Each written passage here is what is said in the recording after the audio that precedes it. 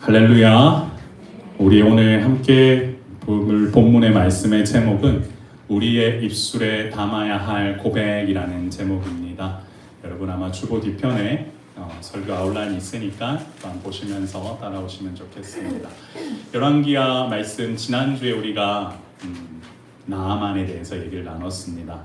나아만, 그는 아람 장군, 그리고 높은 지위에 가졌던 사람, 그 사람이 나병이라는 어려움을 갖고 있었는데 하나님께서는 엘리사를 통하여 그의 순종을 또한 권하셨고, 그는 분노했으나 그 말씀 앞에 바로 순종함으로 말미암아 나병이 치유되는 일을 하게 됩니다. 근데 이 일을 하게 된 이유는 우리가 딱 정리를 하면은 이스라엘에 하나님이 계시다라는 것을 지금 누굴 통해 보여주고 계신 겁니까? 엘리사를 통하여 보여주고 계시는 겁니다. 여러분 그걸 놓치시면 안 됩니다. 열왕기 하의 말씀을 보면서 사람들이 하나님이 계시지 않는다고 할 때에 그렇지 아니하다, 하나님은 살아 역사하시고 우리와 동행하여 주신다라고 하는 그 사실을 믿음으로 받으시길 소망합니다. 성경은 여러분 시대를 초월하여 인간의 본성과 하나님의 섭리에 대해서 깊이 있게 조명합니다. 특히 오늘 우리가 읽은 나만 장군의 이야기 뒷부분의 얘기는 믿음과 탐욕, 그리고 겸손과 교만이라고 하는 그 단어가 적절하게 대비되어서 우리 인간의 모습을 드러내기 때문에 잘 보시면 내 모습도 들어가 있을 거고 내가 가고자 하는 모습도 들어가 있을 거며, 우리의 가정과 우리의 자녀와 우리의 삶에 있는 모든 사람들이 앞으로 어떻게 나아가야만 이 땅 가운데에 하나님 원하시는 공동체를 세워갈 수 있을까라는 것을 정확하게 오늘은 또한 살펴볼 수 있습니다. 그 중에서도 우리가 오늘 집중해야 될 두 사람은 뭐냐면 나하만과 게하시입니다. 여러분 나하만과 게하시, 오늘 이 두 사람은 상반된 고백을 통하여서 성경 속 이야기가 뿐만으로 끝나는 것이 아니라 우리의 삶에 끊임없는 그 질문을 같이 보게 해주는데요. 과연 그렇다면 우리는 이 두 인물의 고백을 통하여 우리의 입술에 어떤 고백을 담아야 하는가? 그거 오늘 하나 정리하고 가시면은 함께 기도하는 그 자리 가운데 주님, 나도 오늘 이와 같은 고백을 통하여 나의 삶의 현장에서 살아갈 수 있도록 인도하여 달라고 기도하신다면 이번 한 주간 이 말씀 붙들고 여러분들에게 하나님께서는 분명히 힘과 능력을 주실 줄 믿습니다. 자, 먼저 나아만의 고백을 한번 살펴보도록 하겠습니다. 나아만의 고백은 대표적인 게 15절인데요. 우리 여기 나와 있는 부분만 같이 한번 읽어볼까요? 시작. 내가 이제 이스라엘 외에는 온 천하에 신이 없는 줄 아나이다. 자, 여기 보시겠습니다. 나아만은 극적으로 치유의 경험을 지금 경험하게 되었죠. 그리고 나서 이와 같이 고백하는데요. 마지막에 있는 이 동사가 구약 성경을 여러분들 보시다 보면 이제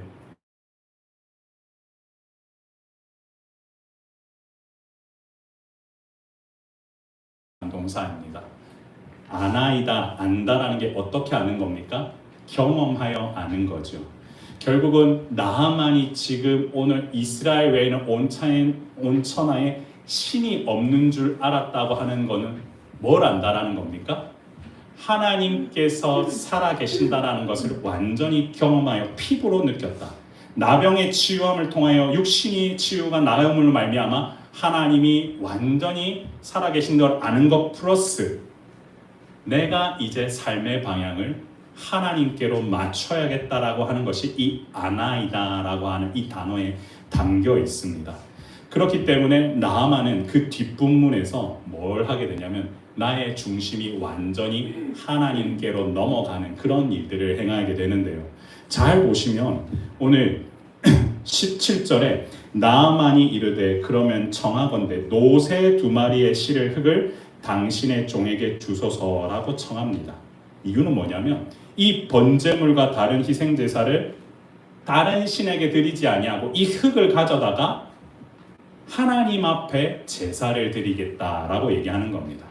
당시 고대 근동 사회에는 이 땅을 갖다가 흙을 갖다가 가져가서 땅과 연결하여 이 신이 좌정하는 땅에 내가 꼭 거기에 같이 임하고 싶다라고 하는 이교도적인 습관이 있었습니다. 실은 이와 같은 행동 자체가 좋다 나쁘다가 보면은 여전히 남아있는, 어떻게 보면 그렇게 살아왔기 때문에 그 흙 가져다가 내 땅에 가서 그 흙으로 뿌려놓고 쉽게 말하면 제사를 올리겠다라는 건데요. 그 행위 자체는 잘했다 볼 수는 없지만 그 마음을 좀 살펴보기 원합니다. 왜 이와 같은 행동을 했느냐? 지금 이제 내가 드리는 예배 가운데는 더 이상 그 어떤 다른 사람도 끼어들지 못하고 내가 이제는 하나님만 영광 올려드리겠다라고 하는 그 마음이 있었기 때문에 다른 거 필요 없이 흙 좀 가져다가 내가 예배드리기 원합니다 라고 하는 겁니다. 그리고 오늘 또 뭐를 얘기하냐면 18절에 오늘 오직 한 가지 일이 있는데 당신의 종을 좀 용서해달라고 얘기합니다. 용서해달라고 한 내용이 뭐냐면 림몬의 신당에 이제 주인이 먼저 서서 제사를 드리는데 자기도 거기서 이제 절하게 되는 일이 벌어진다는 거예요. 내가 우상 앞에 절하는 것 자체에 대해서 이걸 지금 당장에는 어떻게 피할 자신이 없는 거죠. 그러다 보니 지금 엘리사에게 뭘 얘기하냐면 내가 이런 일을 겪을 때 좀 용서해 주십시오 라고 얘기하는 겁니다.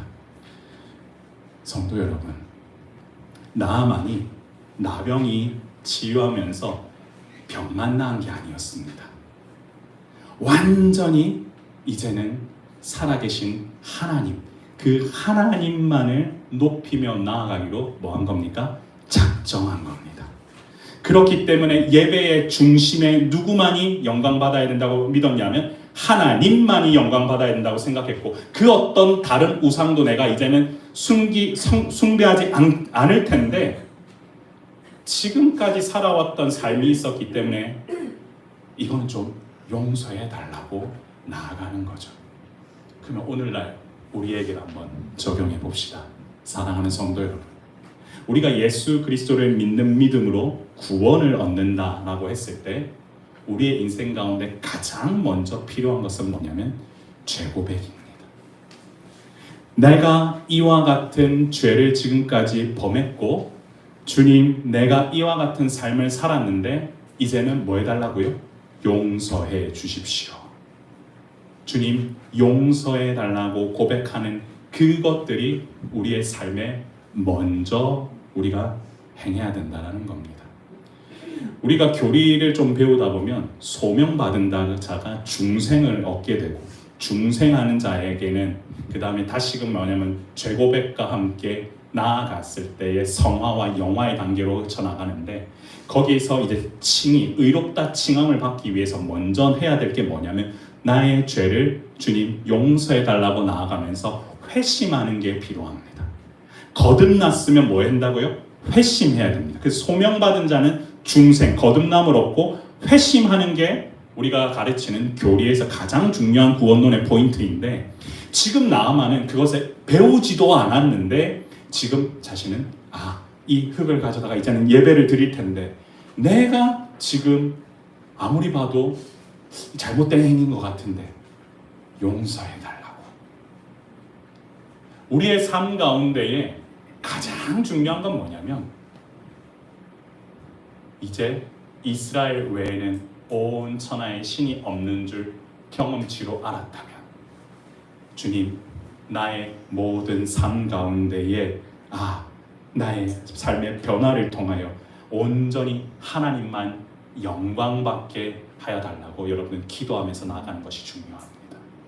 여러분의 인생은 모든 것이 다 누구의 영광받기 위해서 창조된 자들이냐면 하나님의 영광을 위해서 창조된 자인 줄 믿으시길 바랍니다. 그래서 우리 모두는 내가 만약에 오늘 이번 한 주간 어떤 경험치를 얻었다고 칩시다. 주님이 도와주셨네. 나를 이만큼 도와주셨네. 나를 낫게 해주셨네. 나에게 영적으로 죽어가는 이 마음속에서 회복시켜 주셨네 했다면 먼저 주님, 내 삶 가운데 이 부분 용서하여 주시고 내가 다시는 주님 앞에 이와 같은 죄를 범하지 않도록 주님 지켜주시고 오직 하나님만 영광 올려드리는 예배자로 서게 해달라고 하는 것이 먼저 되어야 될 줄 믿습니다. 그것이 이제 나아만의 고백이라면 우리가 그 다음에 살펴보아야 될 거 한번 볼까요? 누구의 고백이냐? 게하시의 고백입니다. 여러분, 게하시의 고백, 우리 20절 말씀 한번 같이 여기 나와 있는 것만 읽어볼까요? 시작. 여호와께서 살아계심을 두고 맹세하노니 내가 그를 쫓아가서 무엇이든지 그에게서 받으리라. 여러분 잘 보시면 게하시는요, 여호와께서 살아계심을 두고 뭐 했다고 되어 있습니까? 맹세했다고 되어 있습니다. 여러분, 요 얘기는 실은 앞서 엘리사가 16절에서 뭐라고 하냐면 제가 읽어드릴게요. 이르되 내가 섬기는 여호와께서 살아계심을 두고 맹세하노니 내가 그 앞에서 받지 아니하리라 하였더라 라고 하면서 거절했다라는 게 16절이라면 지금 게하시는 똑같이 얘기하고 뒷부분만 바꿉니다. 내가 그를 쫓아가서 무엇이든지 그에게서 뭐 하겠다? 받으리라 라고 얘기를 하는 겁니다. 여러분, 엘리사가 처음에 오늘 나아만이 가져왔던 예물의 양이 지난주에 제가 말씀드렸죠. 은 10달란트, 금 6,000개, 의복 10벌. 그걸 단위를 환산했을 때 그건 사실 별로 중요하진 않습니다. 일단 치유하기 위해서 모든 자기가 갖고 있는 예를 표할 수 있는 예물은 다 동원을 한 겁니다. 그걸 가지고 왔는데도 불구하고 엘리사는 지금 왜 이와 같은 것들을 감사함으로 받을 수도 있는데 지금 중요하다고 생각한 것은 뭐였냐면 내가 이것을 받을 때가 아니라고 하는 그 사명의식이 정확하게 있었던 겁니다. 그런데 게하시는 지금 어떻게 생각하고 있는 거냐면 똑같이 자신의 주인이 말하는 거와 앞부분까지는 같지만 어떻게든 가서 받겠다라고 얘기를 하면서 그 게하시가 요구했던 양이 뭐였냐면요, 은 1달란트와 22절에 옷 2벌을 주라 하시더이다 라고 얘기합니다. 정리해보면 은 1달란트에서 10분의 1을 깎았어요. 근데 금은 양심상 요구는 안 했나 봅니다. 근데 옷 2벌 정도니까 5분의 1로 또 깎았어요. 그러니까 적당히 보면 요 정도는 좀 받아도 되지 않겠나라고 얘기를 생각을 했던 것 같습니다.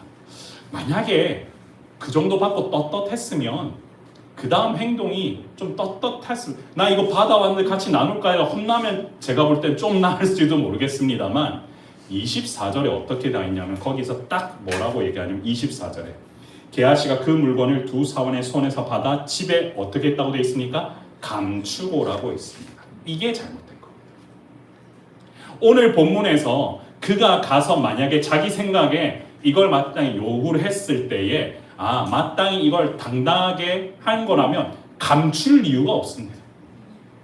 감출 이유가 없는데 사실은 어디서부터 잘못됐냐면 하나님의 이름을 망령되이 일컫고 맹세하는 그 자체부터가 여기서는 문제가 있는데 거짓말을 행한 거고 감춘 거고 속인 게 된 겁니다. 그리고 더 나아가서 뭐라고 하냐면 엘리사가 오는 그 사람을 보고 게하시야 내가 어디서 오느냐고 25절에 물었을 때 뭐라고 얘기하냐면 나는 아무데도 가지 아니하였나이다 라고 또 거짓말을 합니다.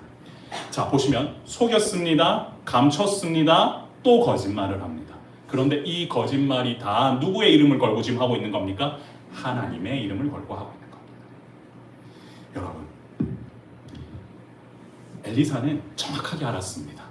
한 사람이 수레에서 내려 너를 맞이할 때 내 마음이 함께 가지 아니하였느냐? 정확하게 통찰력으로 알아보고 지금 네가 거짓말을 하고 있다라는 것을 알게 된 거죠. 우리가 이 땅을 살아가면서 가장 경계해야 될 것이 무엇이냐면 여호와 하나님의 이름을 걸고 하는 거짓된 행위, 감추임, 속임수, 더 나아가 자기 합리화 이 정도면 될 건데 사실은 거기서부터 모든 것이 우리 이 땅 가운데 죄가 들어왔다라는 거는 여러분 창세기를 보면 금방 알게 되죠. 이걸 먹으면 죽을까 하노라, 정령 죽으리라가 아니라 죽을까 하노라. 선하게 알게 하는 나무의 그 실과를 내가 이걸 먹으면 죽을 수도 있고 안 죽을 수도 있고 적당하게 타협하고 나아가는 모습은 적당하게 거짓말하는 모습은 사실 부모라면 한 번의 자녀가 대충 얘기하는 거 보면 압니다. 지금 저희 애들이 있어서 제가 더 자세히 말하기 어렵지만 쟤네들이 적당히 합리화하면서 뭔가 자기의 잘못을 조금 낮추려고 할 때 부모라면 사실 다 압니다.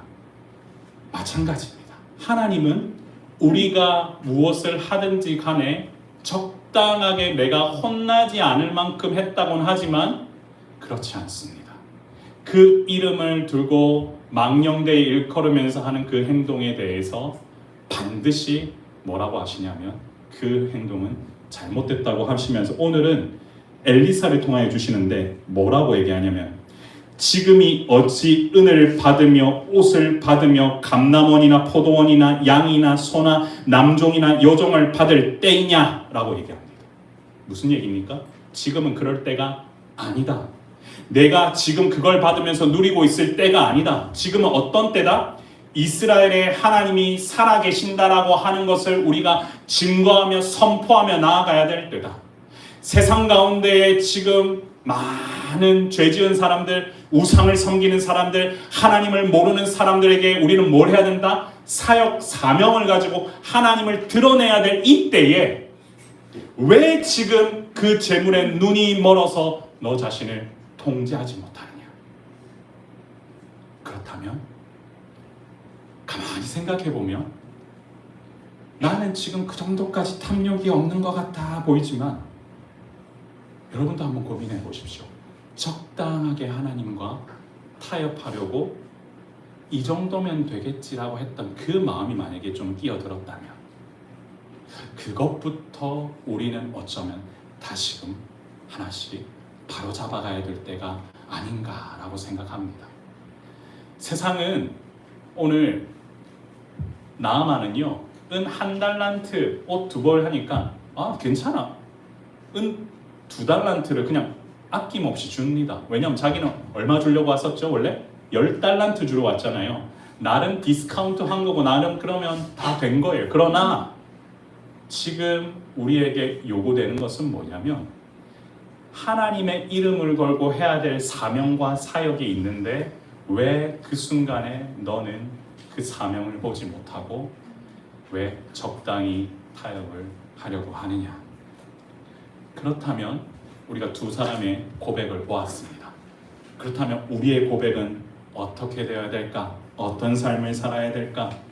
우리가 이와 같은 삶을 사는 게 맞나?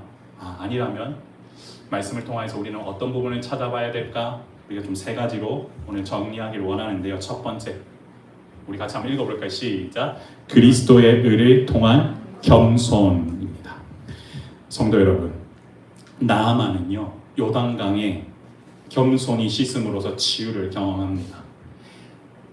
여기 들어오려고 온 게 아니라고 하는 말은 했지만 바짝 엎드려서 그대로 그 옷을 가서 치유를 얻게 되는 거죠. 그래서 우리는 그것을 무엇이라고 하냐면 죽을 수밖에 없던 사람, 아플 수밖에 없던 사람이 거저 치유함을 입었다. 그래서 우리는 그것을 뭐냐면 은혜를 입었다라고 합니다. 그래서 그 유명한 에베소서 2장 8절에 우리 같이 한번 읽어볼까요? 시작. 너희는 그 은혜에 의하여 믿음으로 말미암아 구원을 받았으니 이것은 너희에게서 난 것이 아니요 하나님의 선물이라. 행위에게서 난 것이 아니니 이는 누구든지 자랑하지 못하게 함이라. 아멘. 여러분 많이 보신 구절일 텐데요. 오늘 좀 보고 싶은 부분 앞부분이 아니라요. 행위에서 난 것이 아니니 누구든지 뭐하지 못하게 하려 함이라. 자랑하지 못하게 함이라. 얘기는 무슨 얘기냐? 내가 낮고 겸손하게 구원을 입었고 주님을 먼저 알았다고 하는 것은 내가 자랑할 것, 이거는 내가 뭐가 잘해서 하는 것이 아니라 그저 거저 입었다는 겁니다. 나만이 뭔가 많은 것들을 공로를 준비해서 낳게 된 게 아니라 그가 낳게 된 이유는 뭐냐면 하나님의 말씀 앞에 바짝 엎드려 겸손히 나아갔기 때문에 이것을 얻을 수 있다라는 거죠. 우리에게 주시는 것도 마찬가지입니다. 내가 잠깐만 교만해지고 내가 잠깐만 나를 드러내려고 하는 순간 우리에게서는 불쑥 교만 다음에 탐욕이 따라오고 탐욕 다음에 범죄함이 따라오는 그 놀라운 범죄 사이클에 우리는 들어가게 됩니다. 사사기 시대를 보았을 때도 동일하지 않습니까? 이 정도면 되겠지라고 했으나 그렇지 않고 반드시 하나님께서 앞에 더 멀어지는 행위들을 점차 하는 이스라엘 백성을 보면서 이 정도면 되겠지가 아니라 이 정도라도 주님 앞에 무릎을 바짝 꿇고 나아가 나는 그저 은혜 받은 사람입니다 라고 하면서 겸손히 나아가는 것, 그것이 바로 예수님의 의라 칭함을 받은 사람이 보여야 할 첫 번째 태도가 겸손함이라는 겁니다. 사랑하는 성도 여러분, 이번 한 주간도 여러분이 섬기는 장소에서, 일터에서, 가정에서 다른 것보다 먼저 중요하게 여기셔야 할 것은 내가 어떤 상황 가운데서라도 주님의 옷을 입어서 의롭다함을 입었으니 겸손하게 주변에 있는 사람들에게 나아가면서 은혜를 베푼, 은혜 입은 자로 은혜를 베풀 수 있는 여러분들 되시길 소망합니다. 두 번째는 뭐냐면요, 같이 한번 읽어볼까? 시작. 성령의 능력 안에서 탐욕을 이기는 만족입니다. 사랑하는 성도 여러분, 오늘 게하시가 탐욕에 눈이 멀어 파멸에 이르는 모습을 우리가 보았습니다. 한순간입니다. 세상의 재물에 눈에 뺏기는 순간 우리는 여러 가지 일을 겪게 되는데요. 디모데전서 6장 10절에서 이렇게 얘기하죠. 돈을 사랑함이 일만하게 뿌리가 되나니. 그런데 보십시오. 이것을 탐내는 자들은 뭘 받습니까? 미혹을 받아 믿음에서 떠나, 어디서요? 믿음에서 떠나 근심으로서 자기를 뭐 했다고요? 찔렀다. 그 얘기는 뭐냐면 근심 속에 파묻혀 산다. 근심이 너를 공격하고 근심 안에서 계속 찔림을 당했기 때문에 여기서부터 해결을 볼 수가 없다는 겁니다. 믿음에서 떠나는 순간 많은 근심은 오게 마련입니다. 우리의 삶의 모습을 보시면 내가 믿음이 견고할 때는 근심 때문에 흔들리지 않습니다. 그런데 이 믿음의 흔들림의 일을 당하는 일을 겪으면서 우리는 자신도 모르는 근심에 파묻힐 때 어려움을 겪게 됩니다. 오늘 게하시는 사실 자기만 먹고 자기만 그것을 취하려고 한 것은 아닐 것입니다. 선지자의 그때 제자들이 다 힘들었기 때문에 그랬을 겁니다. 그런데 안타깝게도 그가 좀 더 떳떳하게 만약에 이것이 흘러갔다면 어찌 보면 혼나고 말았을 일일 수도 있습니다만 사실 어디서부터 잘못된 겁니까? 감춘 것부터가 잘못된 거죠. 저는 그렇게 생각합니다. 만약에 그가 했던 것들을 감추지 아니하고 당당하게 엘리사한테 가서 너 어디 갔다 왔느냐? 지금 이거 못 받으신 것 같아 대신 받으러 갔습니다. 그러고 나서 한번 바짝 혼나고 그러면 성경이 어떻게 됐을지 모르겠습니다만 감추는 순간 어떻게 된 겁니까? 이거는 그때부터 내가 내 마음대로 하려고 하는 겁니다. 목회자로서 제가 가장 교회를 개척하면서 중요하게 생각하는 게 많은 성도들과 함께 정직하게 하나님 앞에서 그리고 떳떳하게 그리고 내가 탐욕으로 이 교회를 함께 만들어가는 것이 아니라 우리 스스로 주님 주시는 것만으로도 만족할 수 있는 그런 사람들, 그리하여 지금 주심에 감사하며 그리고 이 감사함을 나누고 베풀면서 하나님 원하시는 일들로 기쁨으로 채워질 때 믿음에서 떠나는 것이 아니라 믿음 앞에 붙어 있어서 많은 근심이 아니라 많은 기쁨으로 자신을 지킬 수 있는 그런 여러분들 되시길 소망합니다. 그래서 이 성령의 능력 안에서 온전히 이겨내십시오. 오늘 성령 강림 주일입니다.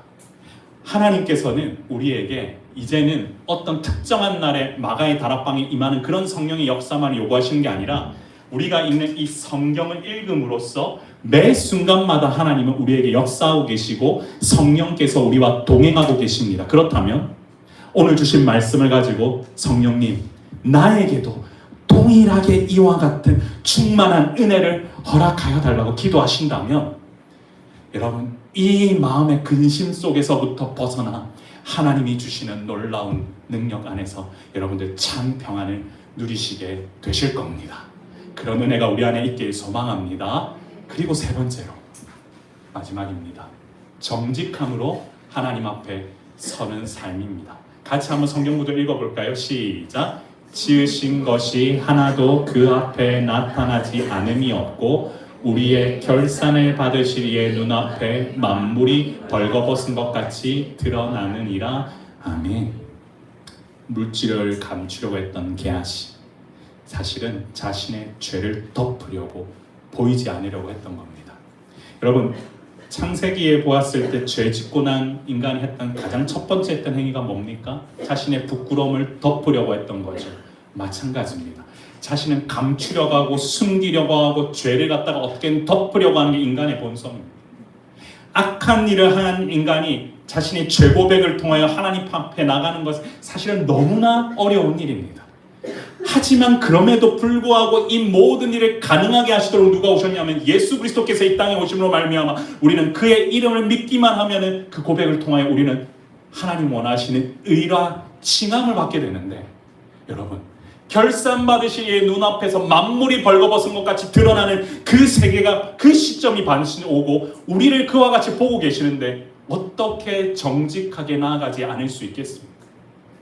우리의 마음속에 그와 같이 거짓이 침투하려고 들 때, 성도 여러분, 그 순간에 주님, 정말로 나를 지금 보고 계시는 줄 알고 있으니 나와 동행하여 주시고 게하시와 같은 그런 모습이 나에게 드러났다면 용서하여 주시고 나만처럼 솔직하게 림몬의 신당에서 절할 때가 올 수도 있는데 용서해달라고.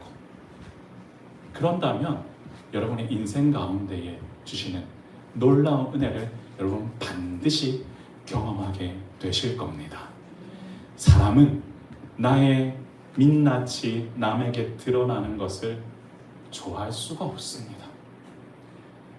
하지만 여러분, 나의 더러운 이 모든 것들을 누가 지금 알고 계시냐면 하나님은 이미 알고 계시고 우리로 하여금 뭐 하기를 원하시냐면 그것들을 낱낱이 주님 앞에 이야기하기를 원하십니다. 그래서 오늘 저와 여러분 같이 기도하실 때, 기도는 요즘 팀켈러 목사님 책을 읽다 보니까 말씀을 통하여서 하나님과 함께 관계를 이어가는 하나의 통로다.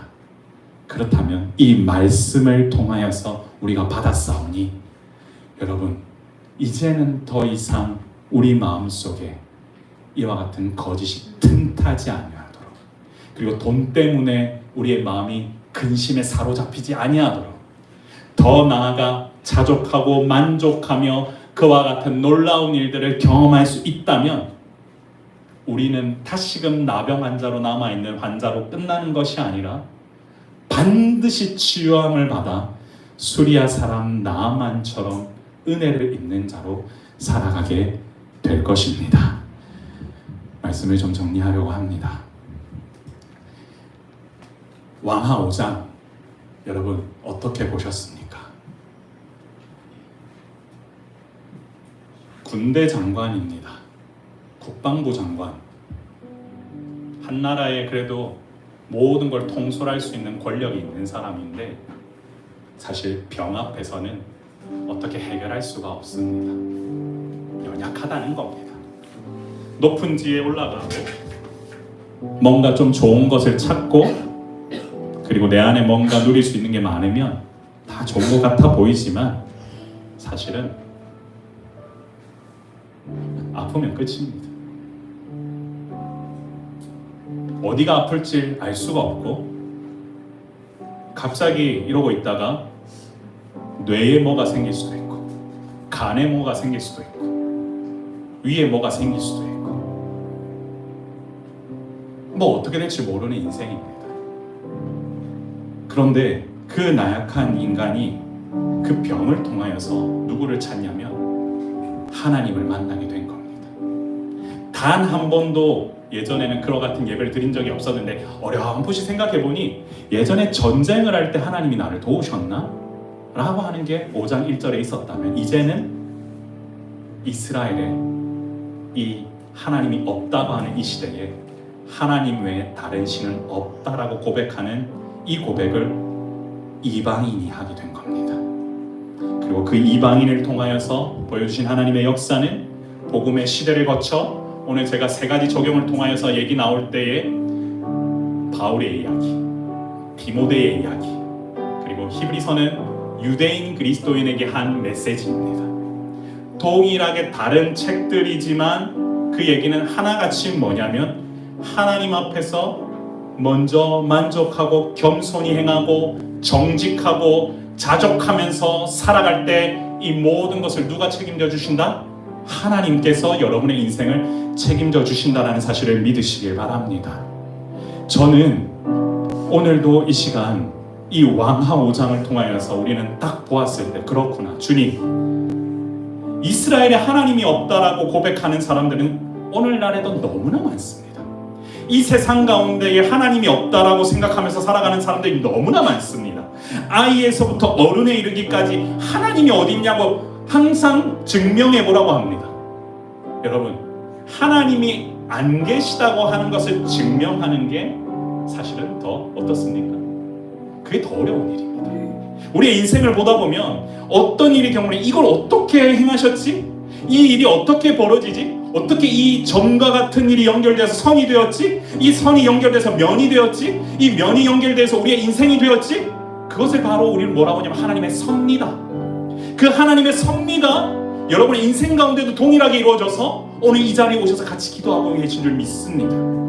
그렇다면 주님, 나의 인생 또한 그렇게 사용해 주시기를 원하는데 기왕이면 그리스도의 제자로서 정말 제대로 한번 신앙생활하며 주변에도 이와 같은 삶을 살 수 있는 자로 살게 하여 달라고, 기왕이면 나만처럼 한번 살아보게 해달라고, 게하시처럼 살아서 처음에 좋다가 마지막에 어려워지는 인생이 아니라 주님, 내가 주님을 몰랐었던 적이 있지만 이제는 주님을 알았사오니 이제는 하나님 앞에서 이와 같은 것도 작은 것도 구하며 주님 앞에 기도하며 나아가는 인생이 되게 해달라고. 그러다 보면 여러분 가지고 있는 문제들이 하나씩 엄청나게 크게 느껴졌던 그 문제들이 이제는 작게 보일 겁니다.